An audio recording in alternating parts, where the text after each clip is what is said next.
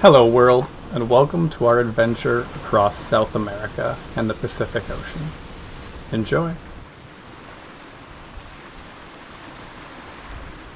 We begin the journey in Minnesota and spend our first day traveling until we arrive in our hotel in Quito, Ecuador.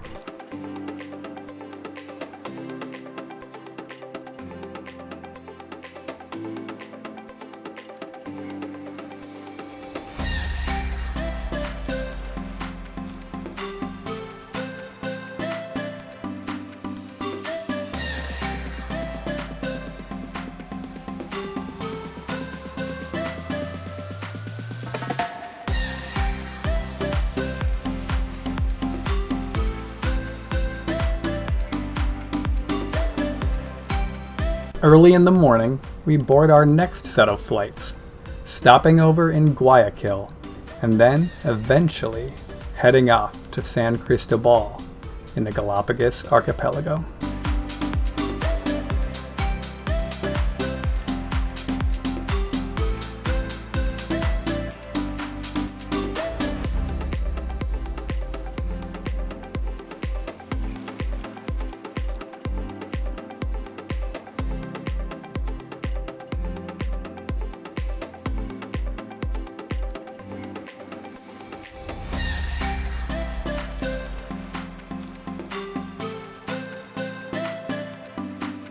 El Junco, a volcanic crater that filled with rainwater over a millennia ago, is named for the plants that grow around it, and is the only permanent freshwater lake in the Galapagos Islands.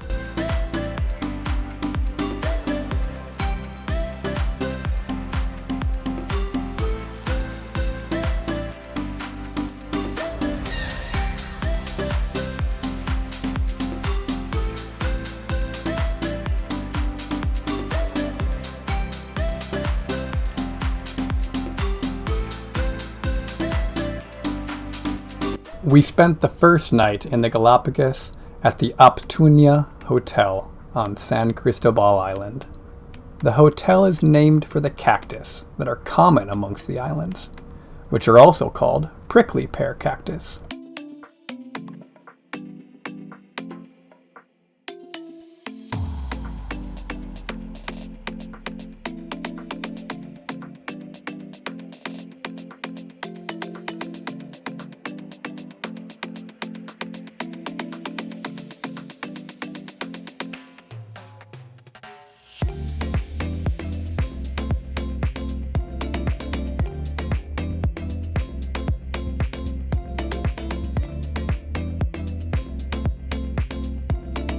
Before we left San Cristobal, we were taken to La Liberia Beach, which translates to Place of the Sea Lions.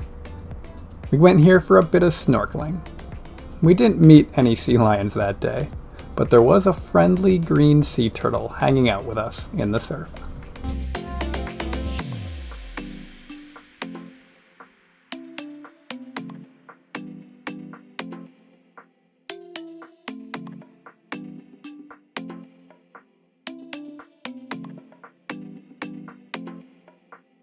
Day 3 kicked off with a delicious breakfast at the hotel. Despite my best efforts to protect my food, these Darwin finches seem to evolve methods for pilfering my eggs.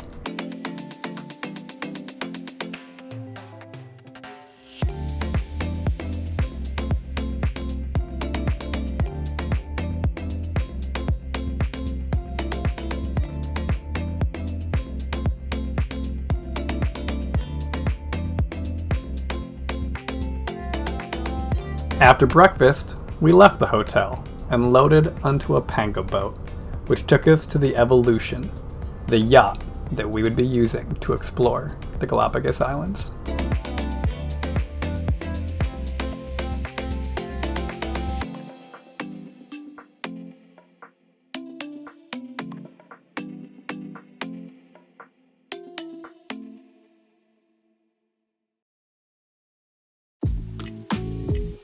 The Evolution is a 32-guest, 21-crew vessel. Quasar's online description of the trip is as follows. The Evolution yacht gets you up close and personal to the wildlife you're seeking, while delivering an unparalleled onboard experience of spacious privacy and luxury.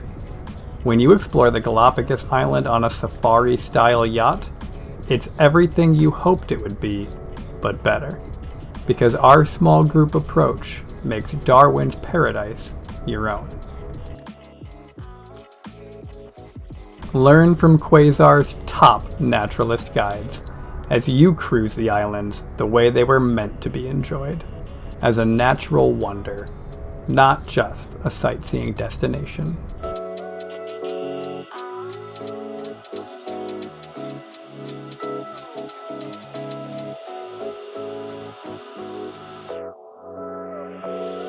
If you look closely, you can see the captain doing some early morning exercises before we depart for our next destination.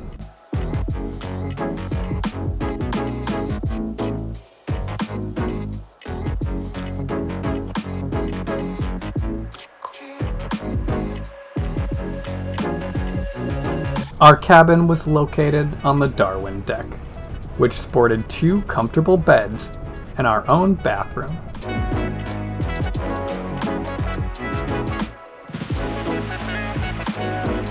The first stop while aboard the Evolution was León Dormido, or Sleeping Lion, also commonly called Kicker Rock.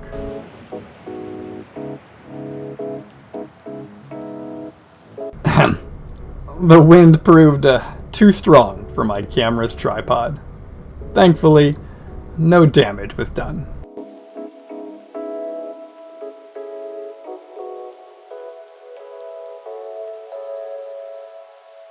Next stop was a bit of exploration and relaxation at Serra Brujo, or Witch Hill Beach, which had a very friendly herd of sea lions.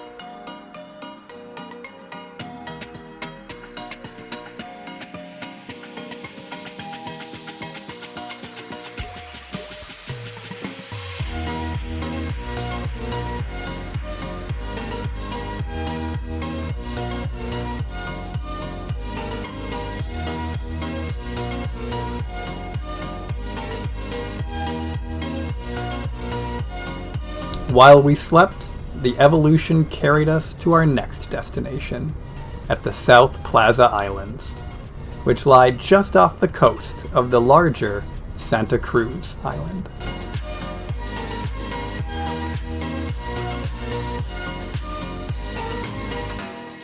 After a quick breakfast, we divided up into our smaller groups for exploring the islands.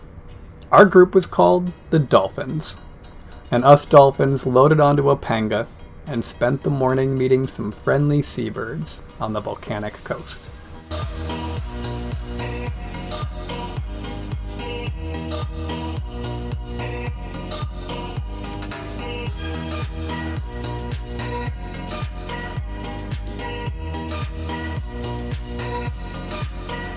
Next up, we landed on and hiked around the South Plaza Islands.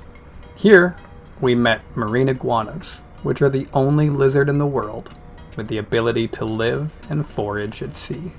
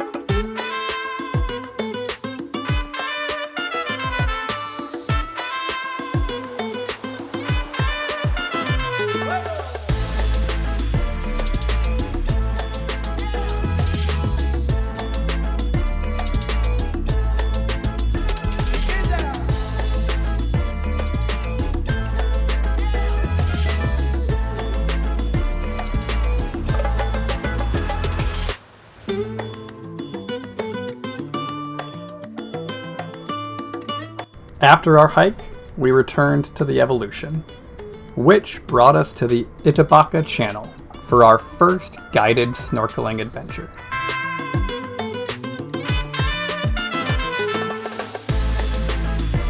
As we enter the water, the clarity reveals a thriving coastal ecosystem, shaped by powerful currents and volcanic geology.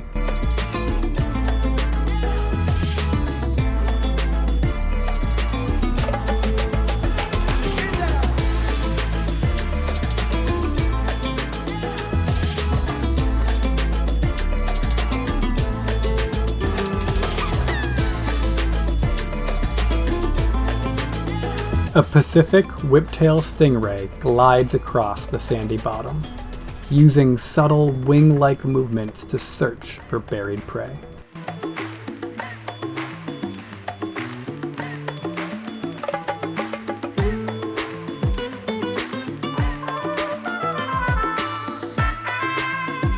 This brief snorkel offers only a snapshot of the Galapagos' extraordinary biodiversity. Yet, it underscores why these waters remain among the most protected on Earth.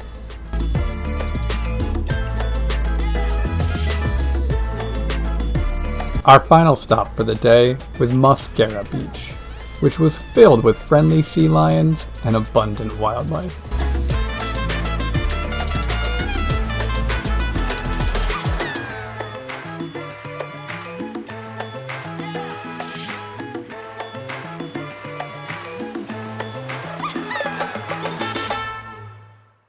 Driven by relentless curiosity, the young sea lion repeatedly closes the distance, inspecting swimmers with playful intent.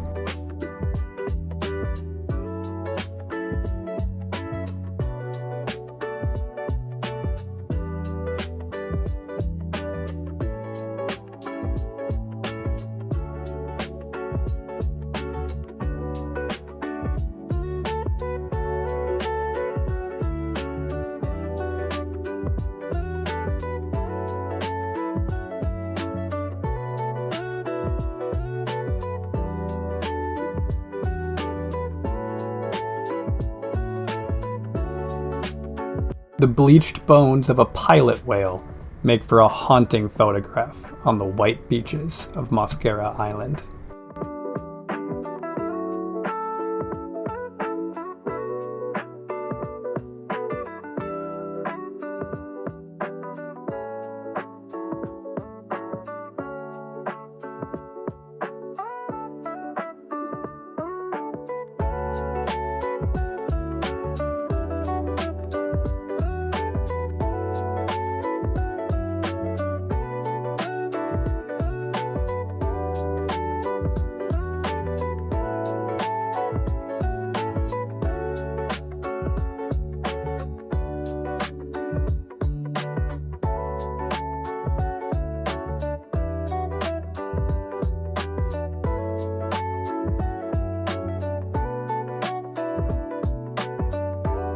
With the evening light stretching across the water, the day concludes, shaped by rich colors, dynamic wildlife, and constant discovery.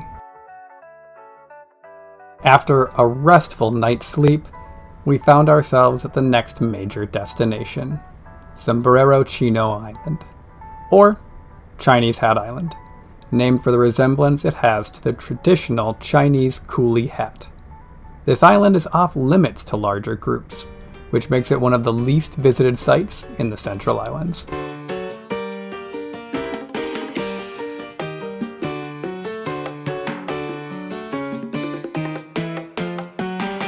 We follow our guide along the narrow shoreline, where waves carve rhythmic patterns into the black volcanic rock beneath our feet.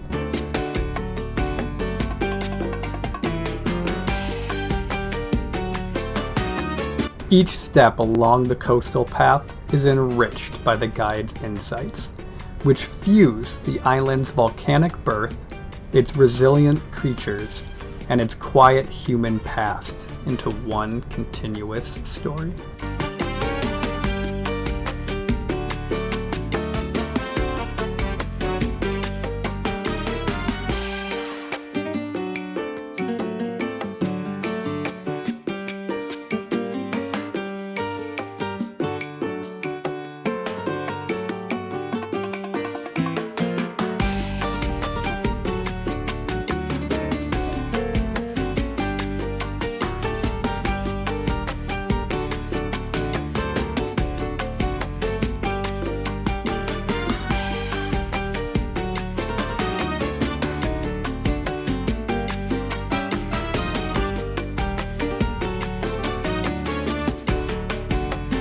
Across the hardened lava, a cluster of marine iguanas absorb the heat, their ancient forms camouflaged against the basalt. Evolution written in scale and bone.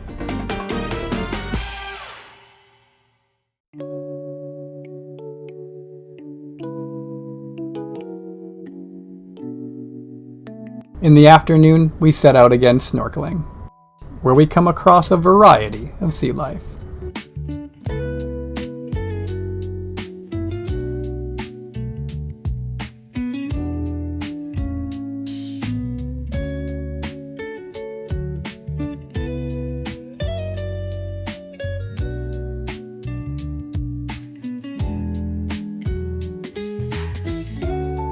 Is it just me, or did that suspicious-looking sea lion just give me the side-eye?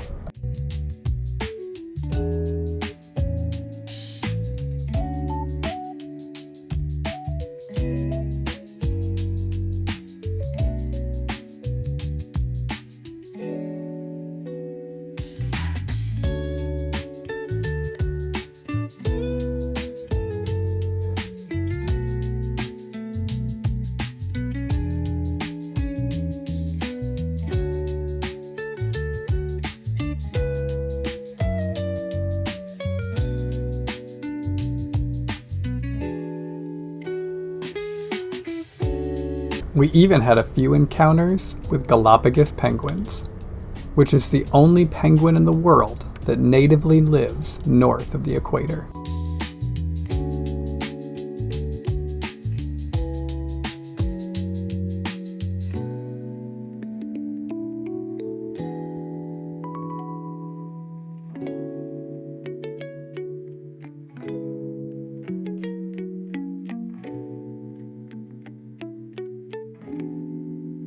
Later that day, we set out again, following the southern coast of Santiago Island. Our destination is St. James Bay, a location that Darwin describes in his book, Voyage of the Beagle, as geologically rich and volcanic, noting that the lava flows had created a landscape with numerous craters and pits, which gave the country an almost artificial appearance. He observed that the entire landscape seemed to have been permeated by the subterranean vapors, with soft lava that had been blown into great bubbles.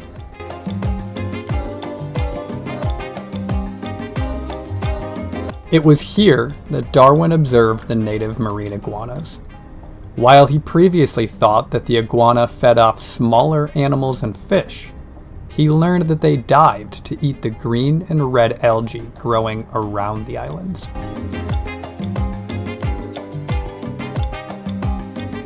The blue-footed booby is called that because of its distinctive bright blue feet, a result from its diet of fresh fish. The booby, part of the name comes from the Spanish word bobo, which means foolish, silly, or clown, referring to the bird's awkward and comical waddle on land.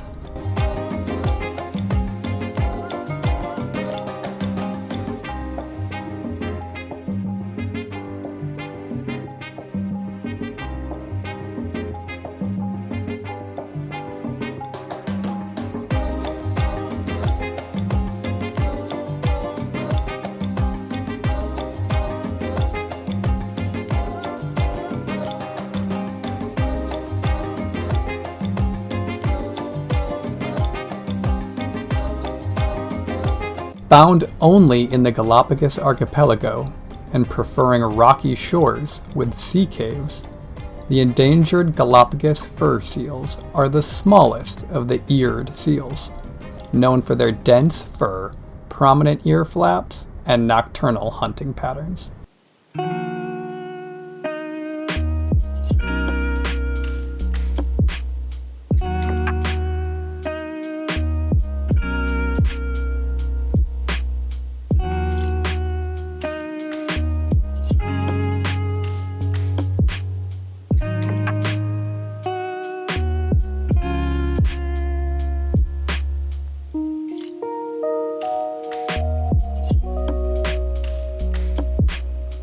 Overnight, the captain navigates us to Genovesa Island, also known as Tower Island, which is a horseshoe-shaped, uninhabited Galapagos island famous for its abundant bird life, earning it the nickname Bird Island.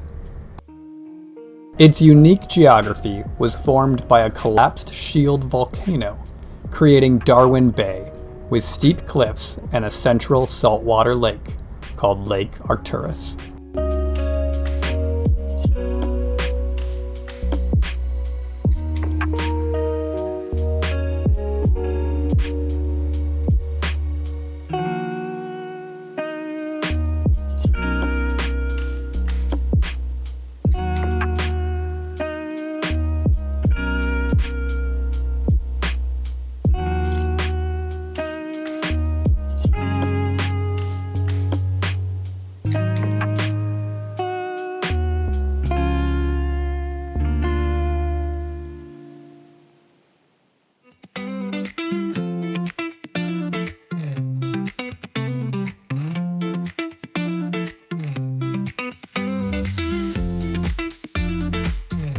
These are magnificent frigate birds, which are large seabirds known for their ability to fly for extended periods, deep forked tails, and hooked beaks. Males have a distinctive red throat pouch that they inflate during courtship. They are known as the pirates of the sky, for stealing food from other birds by harassing them until they drop their catch, a behavior known as kleptoparrotism.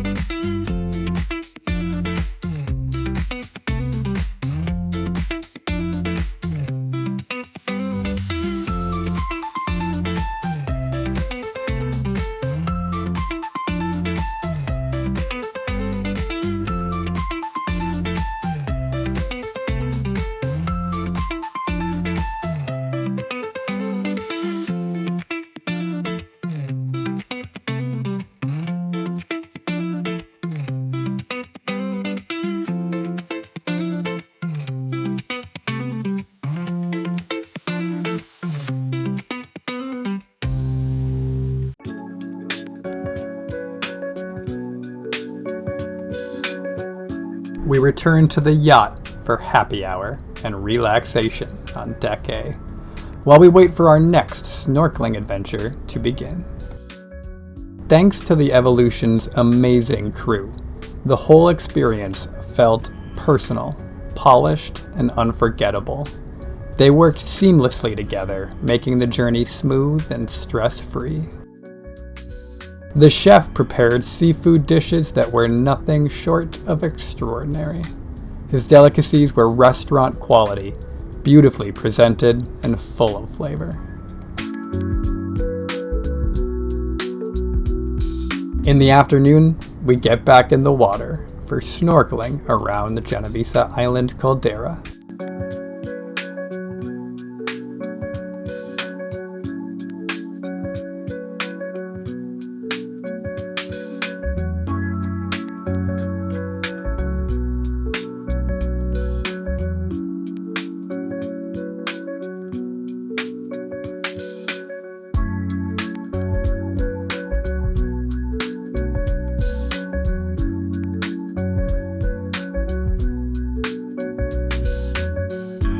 If you look closely here, you'll see the remains of a seabird floating to the ocean surface. One of these large fish grabbed and chewed up the bird while it was diving. For our final destination of the day, we go across the bay to the Prince Philip Steps, named for a visit by the British monarch in 1964.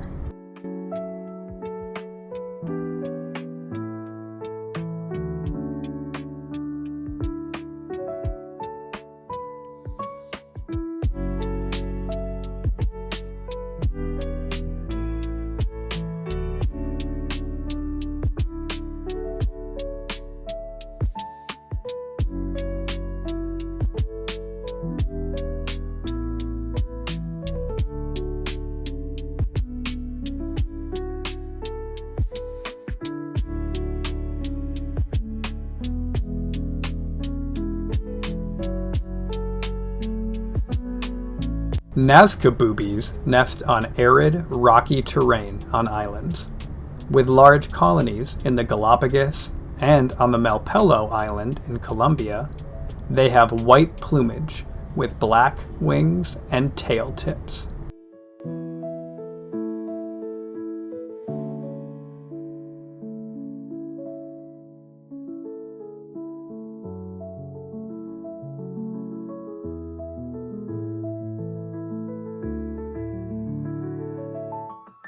Nazca boobies engage in a behavior called obligate siblingside, a behavior where the older of two chicks kills its younger sibling shortly after hatching. The parents lay 2 eggs, but are only able to raise 1 chick, so the younger chick is an insurance policy against the failure of the first. Nature is neither cruel nor kind, but utterly indifferent to all suffering.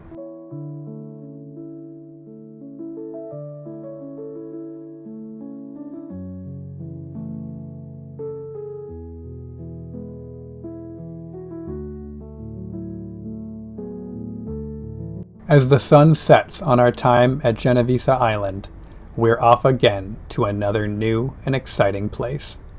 This time, it's North Seymour Island.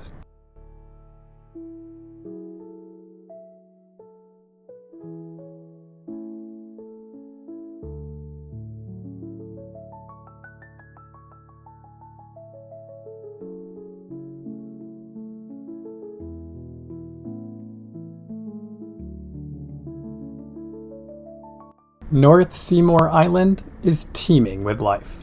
We've barely even stepped foot off the panga, and we've already encountered a few massive iguanas.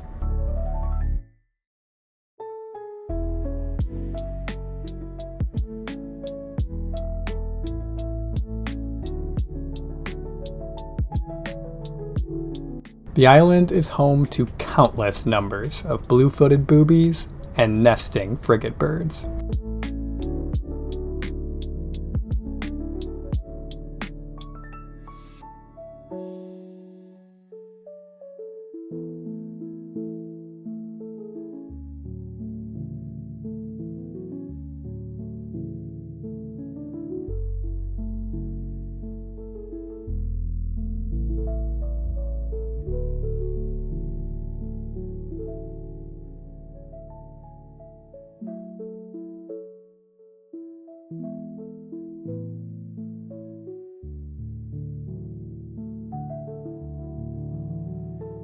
We even had an impromptu dance battle between a charismatic male booby and one of the Evolution's passengers.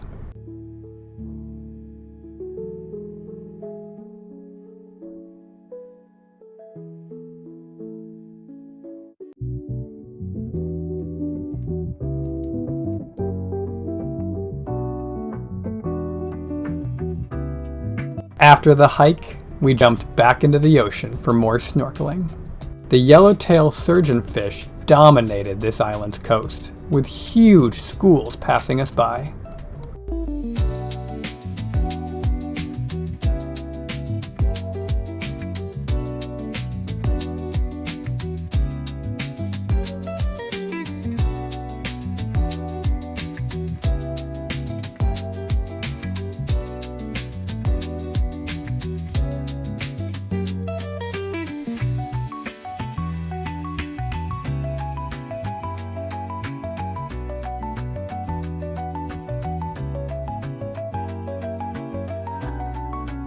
It was on this dive where we bumped into a few critically endangered scalloped hammerhead sharks.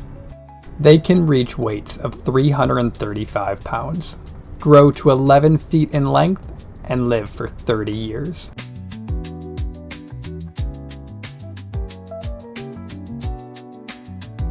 After swimming with the sharks, we set off in the afternoon to the next location, Santa Fe Island. It has a turquoise lagoon that's protected by a peninsula of tiny islets, forming an ideal anchorage. We hopped into the canoes to explore the cove. It wasn't long before we ran into some young, friendly sea lions who would tow you around a bit if you offered them a rope to play with.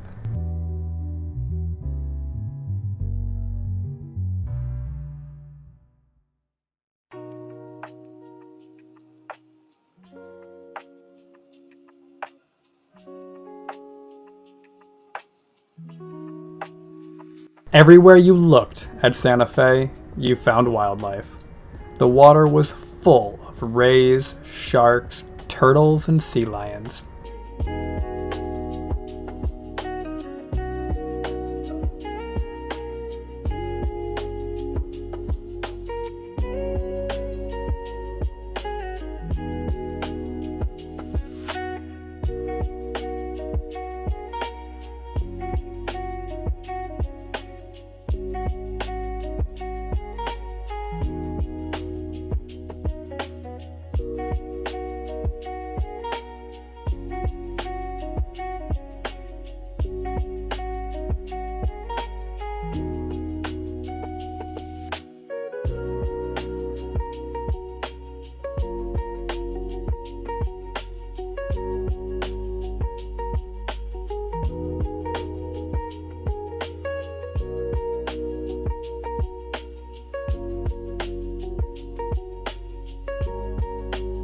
When we landed on the beach of Santa Fe, we were met by an enormous herd of sleepy sea lions. Sea lions form huge, noisy groups called colonies or rookeries, which are breeding grounds on land, sometimes thousands strong, packed together for resting, molting, and raising pups.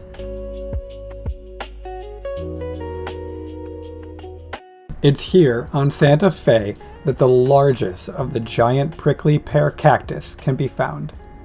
They live up to their name with tree-sized trunks designed to avoid predators on the ground below. The Santa Fe land iguana is a unique pale yellow reptile found only on Santa Fe Island. Compared to its cousins, the Santa Fe iguana is a different kind of herbivore, enjoying prickly pear cactus, living in small burrows, and it forms symbiotic relationships with finches that clean it for parasites.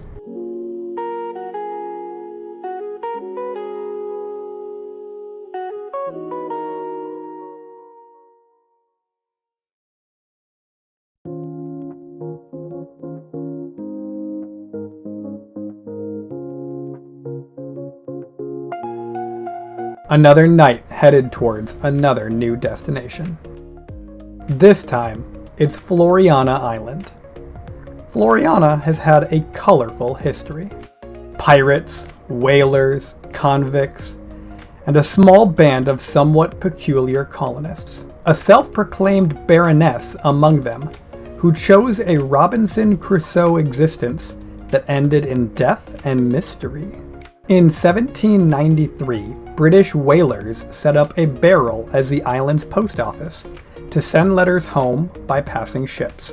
The tradition continues to this day, simply by dropping a postcard into the barrel without a stamp. The catch is, you must take a postcard from the barrel and see that it gets to the proper place. This is how the system began and continues to this day.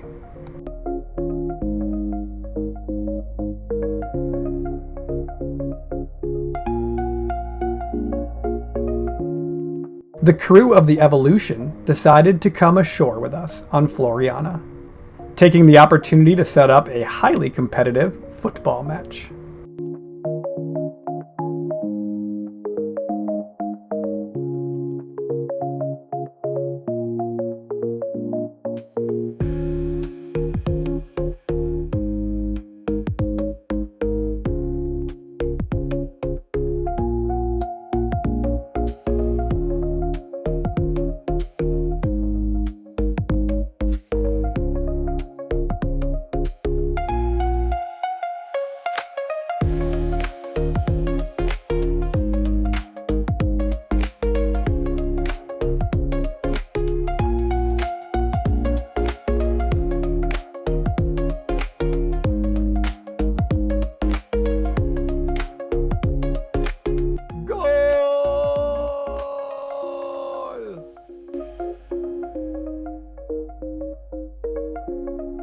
After the match, we returned to the Evolution for a quick siesta, before setting off again to our next landing. Punta Cormorant offers two highly contrasting beaches. The strands where we land is composed of volcanic olivine crystals, giving it a greenish tint that glitters in the sun. Between the two beaches is a basin formed by the surrounding volcanic cones.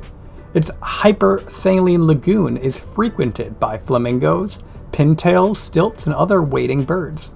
The second beach is made of very fine white sand, known as Flower Beach.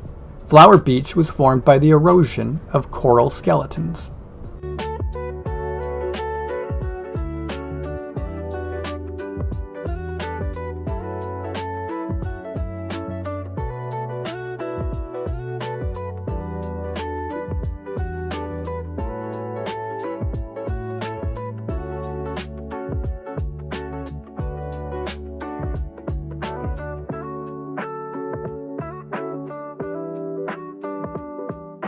Greater flamingos can find their food between the mud with their special curved beaks. Their plumage is pink thanks to the shrimp diet, which is very high in carotenoids. The more shrimp they eat, the pinker they become.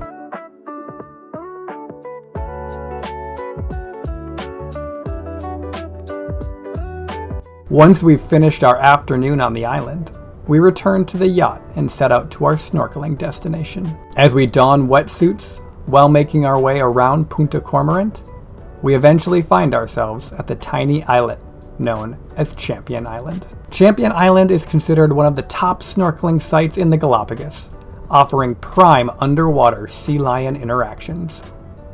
As we swam, we found ourselves surrounded by an assortment of tropical fish, including shoals of blue bronze and dusty chubs, king angelfish, and a massive school of black-striped salima.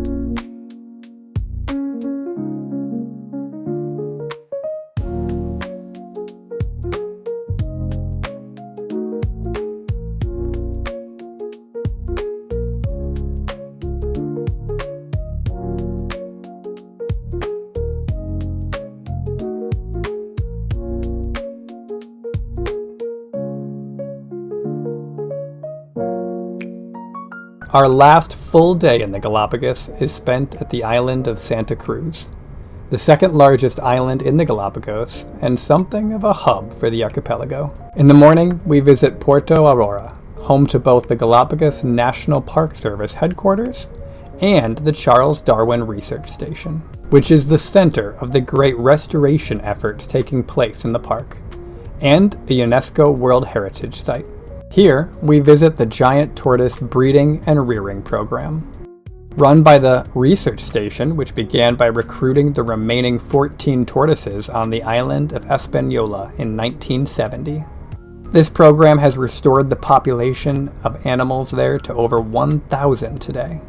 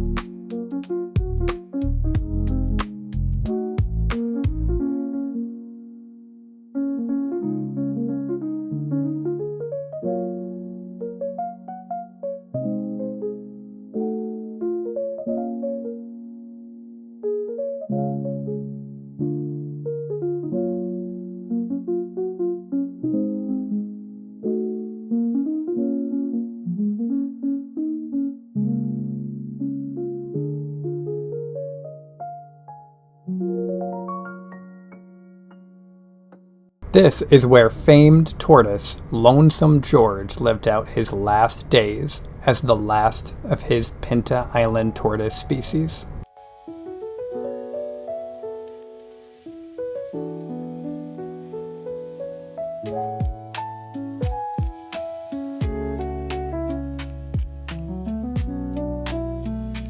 Charles Darwin's 1835 visit to the remote volcanic Galapagos Islands aboard the HMS Beagle profoundly influenced his theory of evolution by natural selection.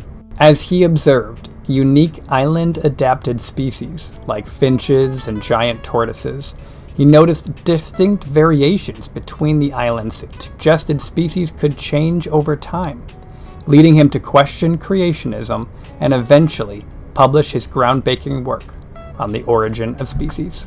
After our time at the Charles Darwin Research Station, we loaded up the bus and drove off to El Chato Ranch.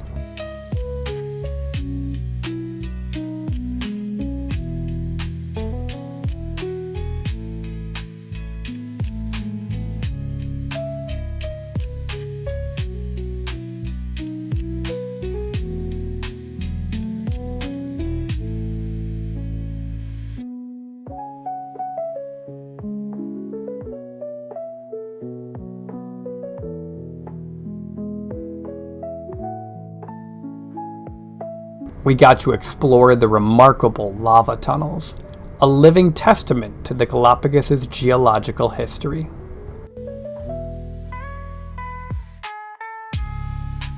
Here, we also saw giant tortoises roaming freely in this natural sanctuary.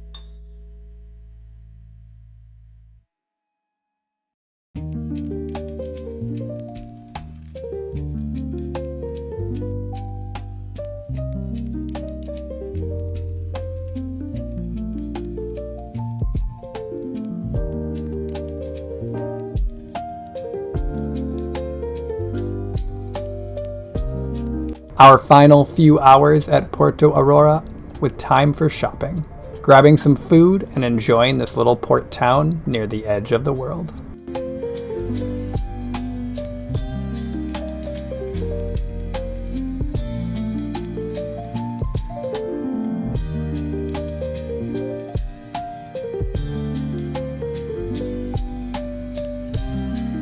June 15th was the day that we departed from the Galapagos Islands. The captain dropped us off at Baltra Island, a former U.S. Air Force base from World War II.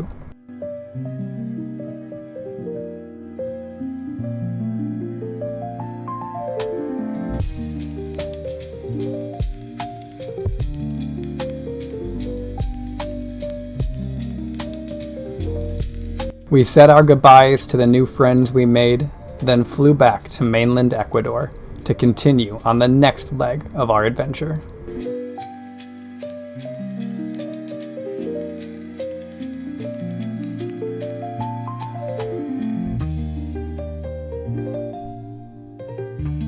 One quick night at a hotel in Guayaquil before loading back up onto the plane and heading south to Santiago, Chile.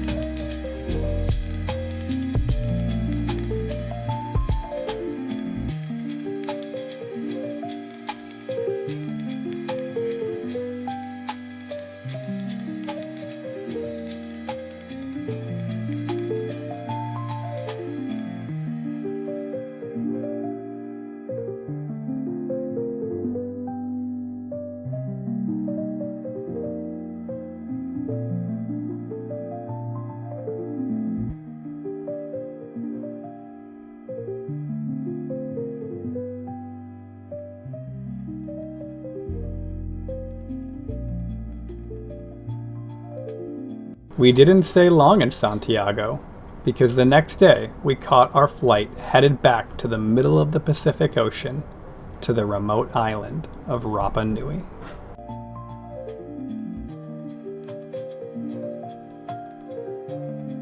Rapa Nui, or Easter Island, is a remote Chilean territory in the Pacific, famous for its giant stone statues called moai, which were carved from volcanic rock. It is one of the most isolated inhabited islands in the world, with its nearest neighbor, Pitcairn Islands, being over 1,200 miles away. We are given an incredibly warm reception, which included leis made from fresh flowers and a bus ride back to our hotel, the Nayara Hangaroa.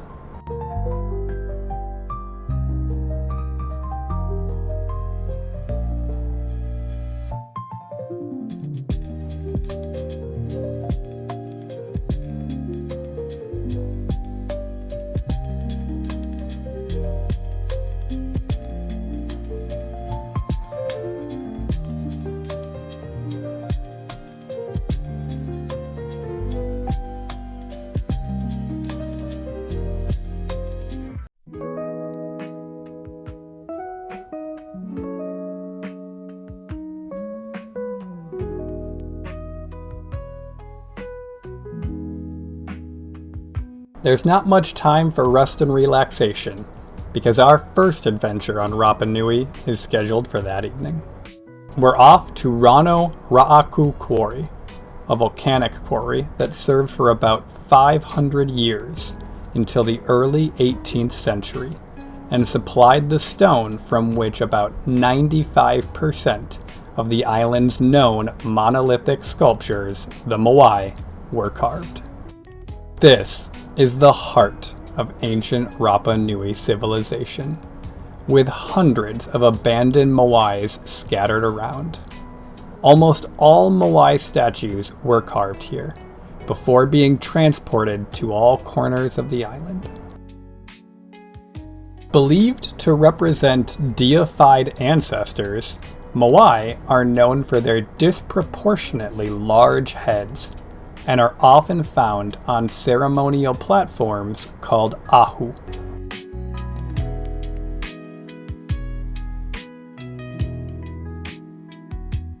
The moai were carved directly out of the side of this volcanic quarry, before being stood up and moved to their final destination. The largest moai is over 32 feet tall, and weighs somewhere around 82 tons. During the 18th to 19th century, most of the moai were toppled during tribal wars. Rival clans engaged in huri moai, or statue toppling, during extended periods of conflict, viewing it as a way to humiliate their enemies and extinguish the statue's protective power. We continue our evening with a hike around Ahu Tanariki, the largest ahu on Easter Island. Ahu Tanariki was the main center and capital of the Hotu-Iti clan. These moais were toppled during the island's civil wars. Ahu Tanariki was then substantially restored in the 1990s through the efforts of a multidisciplinary team headed by archaeologists Claudio Cristino and Patricia Vargas Casanova. This 5-year project was carried out under an official agreement among the Chilean government, the University of Chile, and a Japanese-based crane manufacturer called Tadano.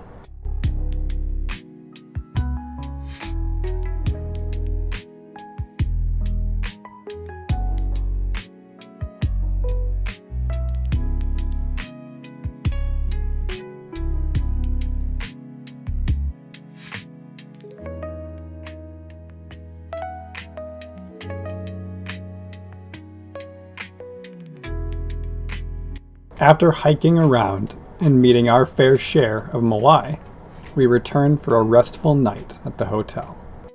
The next morning, we're setting off early to see another archaeological site called Punapau. Punapau was the sole source of the red scoria rock that the prehistoric Rapa Nui people used to carve the pukau, or the top knots that go on top of the Moai statues. Pukau represent the long top-knotted hair or ceremonial red feathered headdresses of important Rapa Nui men, symbolizing power, prestige, and their sacredness, with the red color signifying the spiritual energy of mana. Time for the next stop in our journey, Aku Akivi, which sits 9.3 miles away from the Rano Ra'aku quarry that we saw the night before.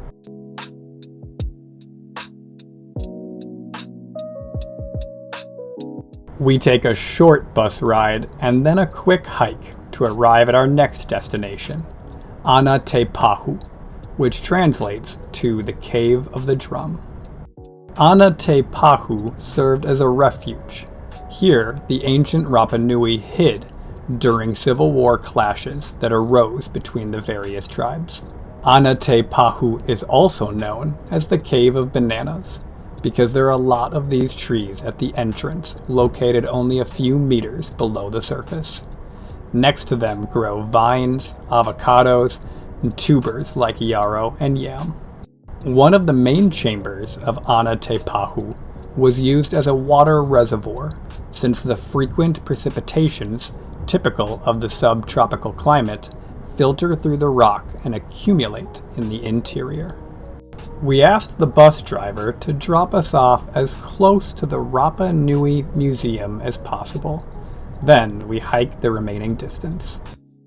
The museum was founded in 1973 and is named after Sebastian Englert, who also recorded the language and culture of the island. The museum collection contains approximately 15,000 objects, including human remains from excavations on the island, the only female Moai, as well as one of the Moai where coral has been used to create its eyes. The museum has obsidian stone tools, wood statuettes, ancient fish hooks, as well as a photographic collection and archives of the Rapa Nui's traditional music. The museum also includes displays of Rongo Rongo glyphs, which are tablets from Easter Island inscribed with an undeciphered script. After the museum, we walked back to the hotel, which provided us with a great opportunity to take in some of the island's culture.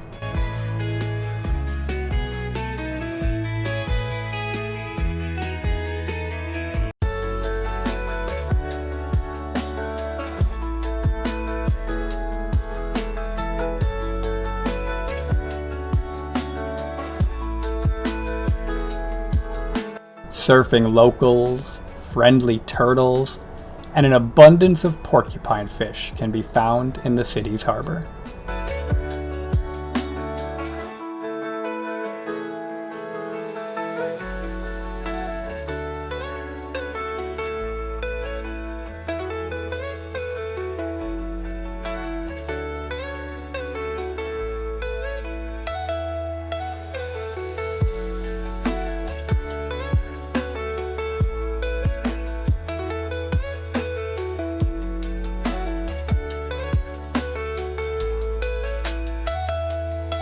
Even the dogs seem to embody the island's spirit, noble, gentle, and full of personality. Walking the Rapa Nui coastline feels like stepping into a living masterpiece, every Moai watching over you with timeless grace.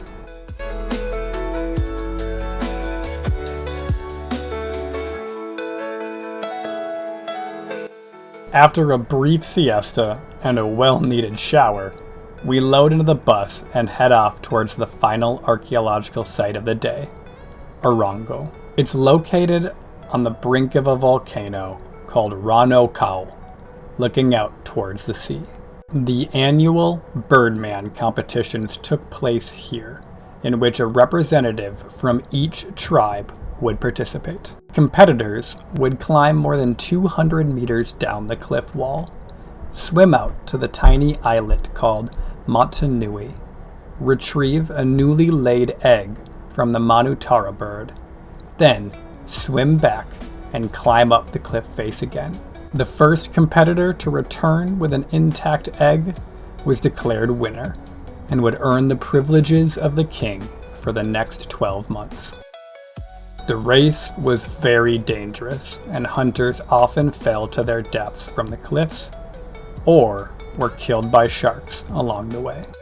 Right next door to Orongo is the dormant volcano crater of Rano Kau.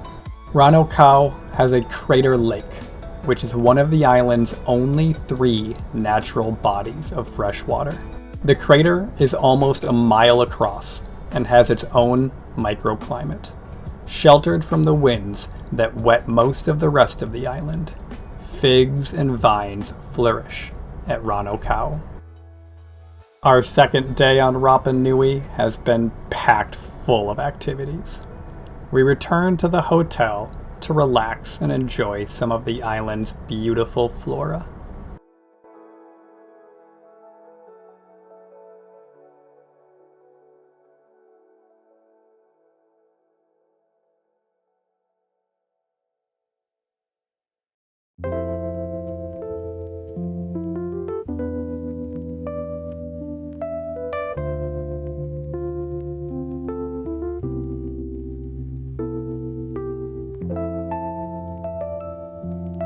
Our final full day on Rapa Nui starts out with us heading across the island to a few isolated locations. We start off with Anakena, the legendary landing spot of King Hotumatua and the first Polynesian settlers to the island. They likely sailed to these islands from the Marquesas Islands sometime between the 4th to 9th centuries. Anakena has beautiful beaches and important ahu, featuring moai including the first that were ever restored. Ovahi is located just over a mile from Anakena Beach. This small beach is surrounded by cliffs of reddish volcanic rock. The final archaeological site of the day is Te Pitu Kura, which translates to the Navel of Light. This site contains a magnetic stone that, according to legend, was brought by Hotumatua, the founding king of the Rapa Nui people. It is said that this rock, almost spherical and smooth, concentrates a magnetic and supernatural energy called mana. After another long day exploring archaeological sites and meeting moai, we decide to go shopping in the afternoon and take the night off. Lucky for us, a nearby theater was putting on a production that featured dancing and singing by the local Rapa Nui.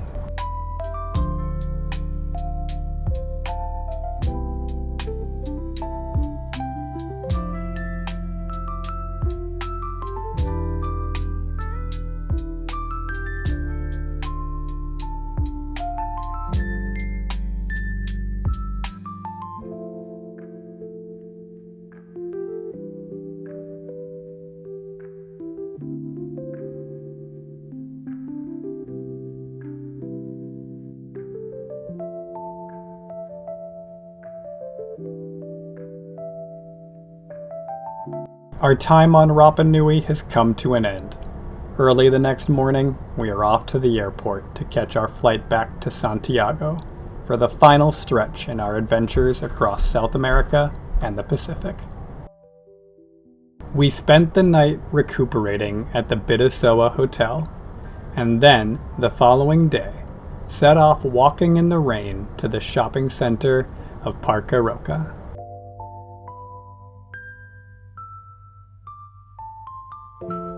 The Sanctuary of the Immaculate Conception on San Cristobal Hill is one of the principal places of worship for the Catholic Church in Chile. As well as being an icon in Santiago, it is notable for its particularly large statue of the Immaculate Conception. The city's skyline, dotted with sleek, modern skyscrapers, stands in contrast to its historical neighborhoods and stately colonial architecture. We paid for a ride on the touristic bus line and got off near the Santiago Metropolitan Cathedral. Between 1566 and 1600, the first cathedral temple was built, with much smaller dimensions than the current ones. On May 13, 1647, an earthquake affected the central area of the capital, destroying almost the entire city of Santiago along with the cathedral. Under the slab of the presbytery is the archiepiscopal crypt, where the archbishops of Santiago are commonly buried.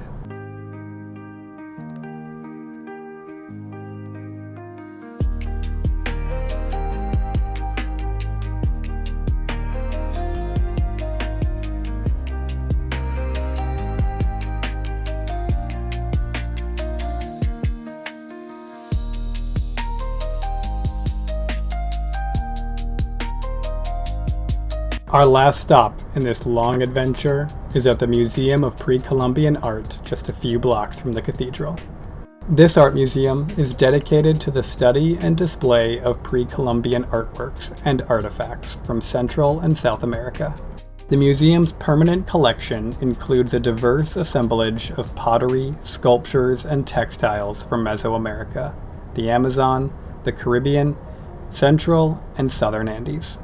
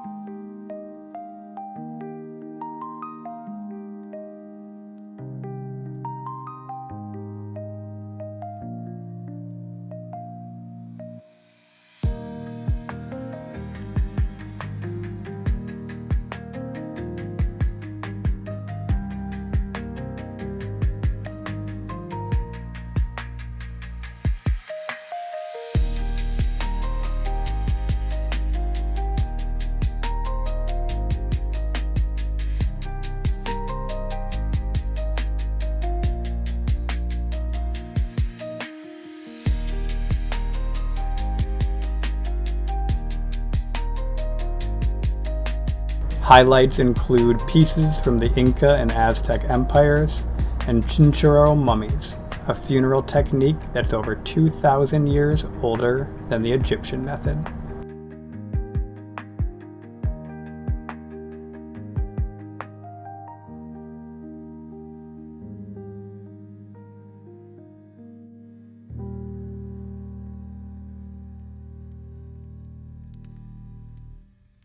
This diagram depicts the timeline of pre-Columbian cultures and native peoples from 12,500 BC to present day. And then we are off to the airport for the final time. Our journey has concluded.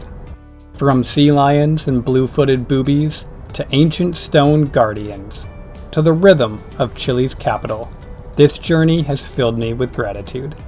Every step, every wave, every sunset felt like an invitation to appreciate the world a little more. Thanks for joining me on this journey, and I hope you learned something.